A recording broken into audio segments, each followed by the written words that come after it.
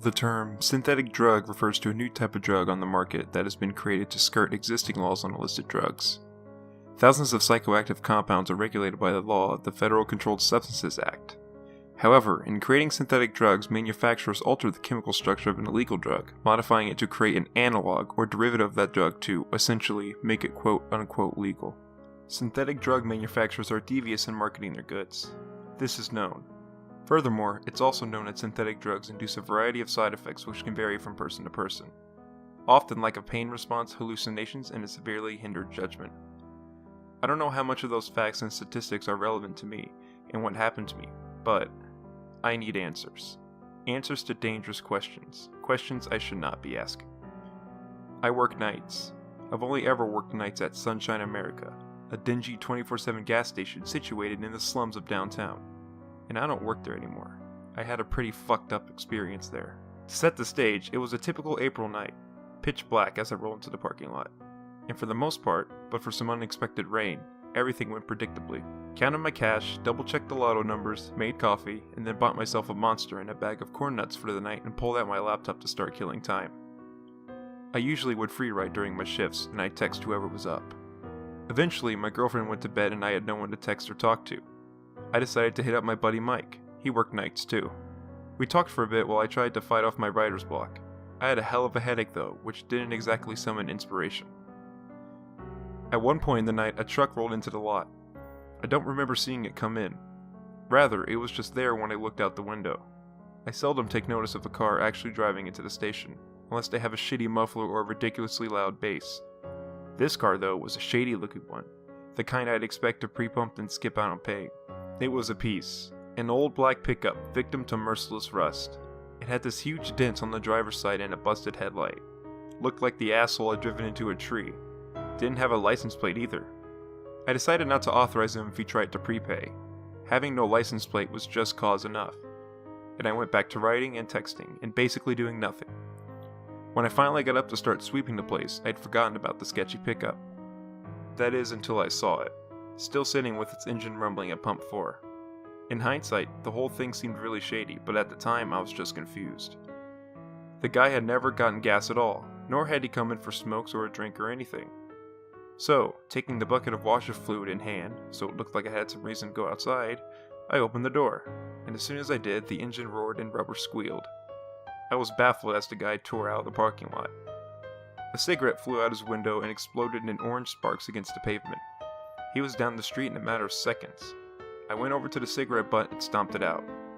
It wasn't really anywhere near the gas pumps, but I felt a little paranoid anyway.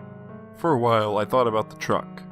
I asked Mike about it and he texted back, suggesting that maybe the guy was scoping the place out with the intent to rob it. Yeah, probably. I'll tell my boss in the morning, was my response. I've never been afraid of holdups. I'd gladly hand over however much cash I had in the drawer. Nothing worth getting shot over, and corporate can suck it. Nonplussed, I swept inside, stocked the cooler, counted cigarettes, and still had 4 hours to kill.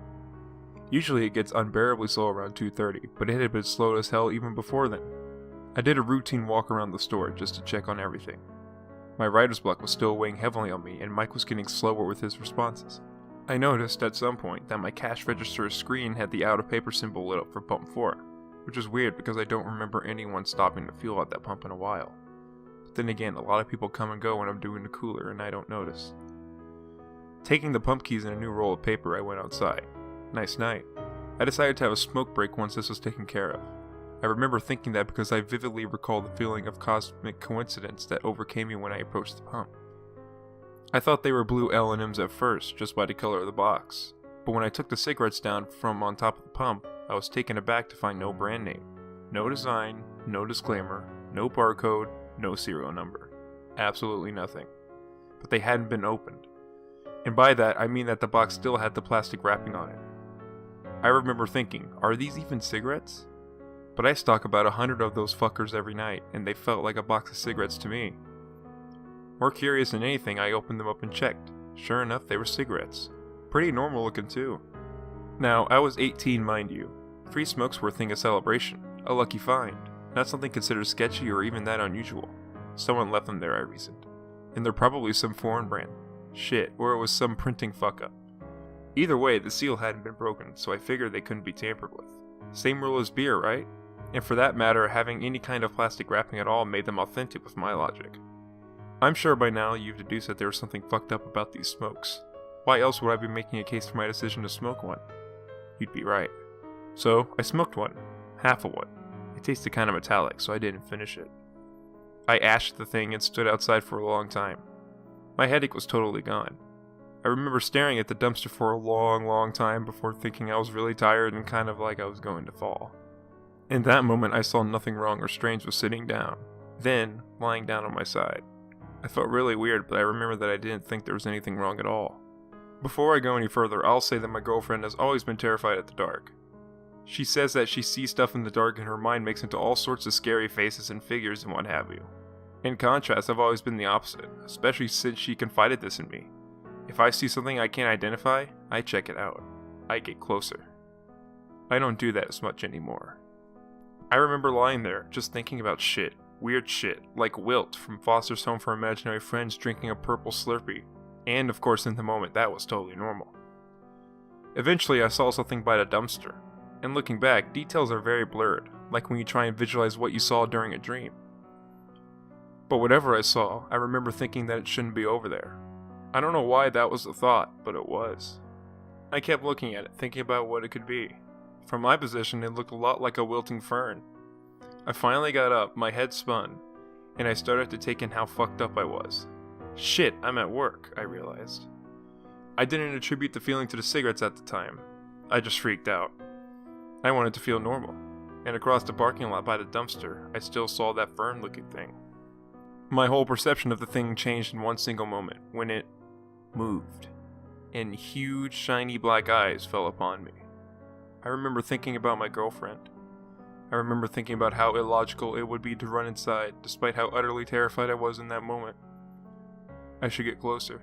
I should see what this thing is. That idea didn't last long. The thing, whatever it was, I still don't know, put its hands over its big black eyes. I remember being particularly shocked by its fingernails, long, yellow, and twisted. When I still held my ground, that's when it screamed. It opened its big toothless mouth far wider than I've ever seen a mouth open, and it made this pathetic wailing sound. It sounded like it was being tortured. Now I was scared. I ran back inside the store and promptly locked the door. I didn't know what to do. I was still feeling really fucked up. Nothing was staying still. I could hear my heart beating in my ears. I'm going to die from fear, I remember thinking. It's in your head, it's a bad trip. You got drugged. You're having a bad trip. You're at work. Get your shit together. There was a woman at the counter, and she nearly made me shit myself.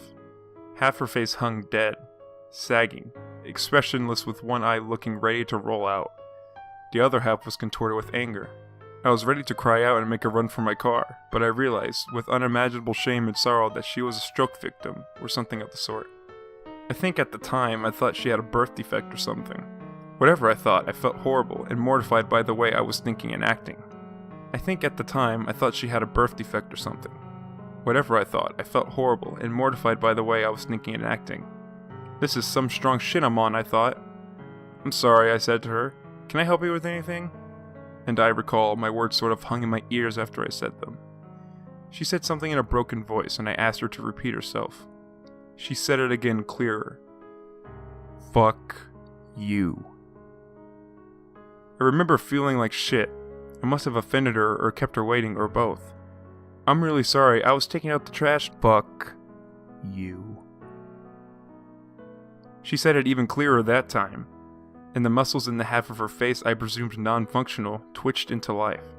She twisted her head to look at me, twisted it at an impossible angle, and started screaming it. Fuck you! Fuck you! Fuck you! For what felt like far too long.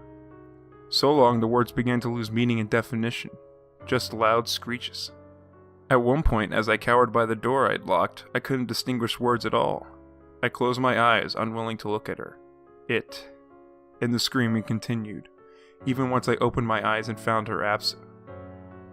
The distorted curses kept coming, until they blended into a sound like microphone feedback. Eventually it stopped, leaving me sitting against the door with a ringing in my ears. This is all some kind of dream. This is some kind of dream. A trip.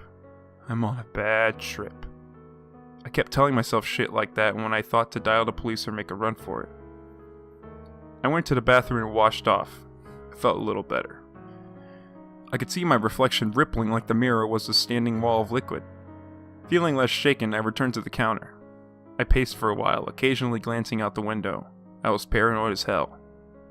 Everything would set me off. The air turning on, the lotto machine making its usual beeping sounds, even the quiet sounds of the building settling.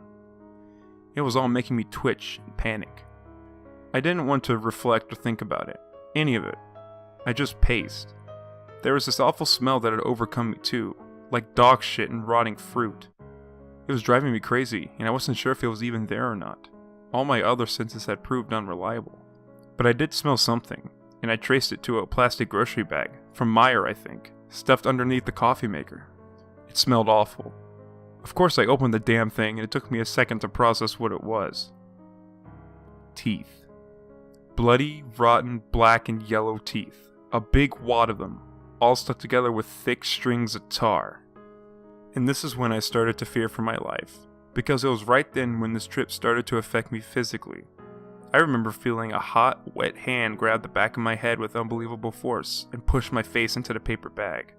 The smell was unbearable, and the terror that embodied me had no outlet. I quickly started swinging wildly. The bag was pushed into my face from the front too, and I was losing air. I let out a scream for the first time and I was released. Still swinging like a madman, I fell onto the newspaper rack. I fought with the bag on my head for a minute before I got it off. The fluorescent lights were blinding. I spat out mushy black teeth, realized they'd been into my mouth, and immediately vomited into the bag. Then, I didn't use logic or reason. I went into the drink cooler, barricading the door with unopened crates of Pepsi. I grabbed a Monster and drank about half to get that god-awful taste out of my mouth. Then I sit with my back to the wall, staring at the door, refusing to take my eyes off it, refusing to blink. The voices started somewhere in there. I could hear them, but not with my ears. Like they were in my head, but I could still hear them. I can never explain this part well when I tell people this story. They weren't saying anything, and they were mostly whispers. The visual that came to mind when I heard them was a room of murmuring heroin addicts with bone-tight skin and yellow eyes like lemurs. It was a powerful image too. I tried to shake this picture as soon as it formed. I drank more Monster. I sat there for what felt like an hour. I rocked back and forth ignoring the voices. And this is the part that still fucks me up to think about. When I was sobbing in there, I took a moment to close my eyes. When I opened them, I saw myself sitting against the door to the cooler across from me. The thing looked just like me but was barefoot, and it wore a wide smile. It had no eyes or nose. It got on all fours and ran at me. I tried to shield myself, but the next thing I knew, I was on the floor, and I felt more pressure on my head than actual pain. And I vomited again. This time blood and bile mostly. I was alone in the cooler now. I lay there for a while before I managed to get up and take in the silence, the normality. Was it over? I felt more sober. I went to the bathroom again and checked my reflection. I looked like shit. Puke stained on my collared shirt and blood was smeared on my face. My eyes were pink and watery, sitting in purple cradles. I washed off again and, again, felt better. I returned to the store and took in the newspaper-strewn floor. I didn't see the bag of teeth though looking back. I didn't think to look for it at that time. I never found it either. It was only later when I remembered it. I checked my phone. No new messages. That's kinda weird. I expected a few from Mike wondering what I was doing. After I cleaned up the newspapers, which were yesterday's anyway, I felt my phone vibrate. Alright, well, be careful. I stared at it. He was responding to my last text, the one I'd sent hours ago. I looked at the clock just to see how long it'd been and nearly dropped the stack of papers in my hand. 2:39. That was impossible. Completely fucking impossible. 9 minutes? That all happened in 9 minutes? No fucking way. I tried to wrap my head around this as I cleaned up the vomit and blood in the store and the cooler. I felt okay though. I felt fine really. Kind of congested, but that's all. And from there everything seemed normal. Eventually I unlocked the door, but it was a tough decision. I told Mike about it all and at first he laughed at me. Then when I brought up the cigarettes, he told me what I was already thinking. That they were laced with something. And I wanted to agree with him, but there was so much that argued that. The clarity of the whole experience. The plastic wrapping on the cigarettes. And later that day, my boss called, asking if I knew anything about why the camera shut off around 1 in the morning. Around when that truck pulled up. I don't know. I have no fucking clue. The realist in me is prevailing. I need to know one way or another. Did it happen, or didn't it? I survived it, whatever it was. You'd expect me to throw those smokes out on the highway, but I didn't. I still have them. I have the pack right here next to my laptop. And that's why I'm writing this. I need advice. I need help. I have a strong desire to find out. I mean, I survived it once. If I smoked one with a friend in my own room, then I'd know. Then maybe I'll have some peace. They're calling to me. Those voices. I hear them some nights in my dreams. I hear them. What should I do?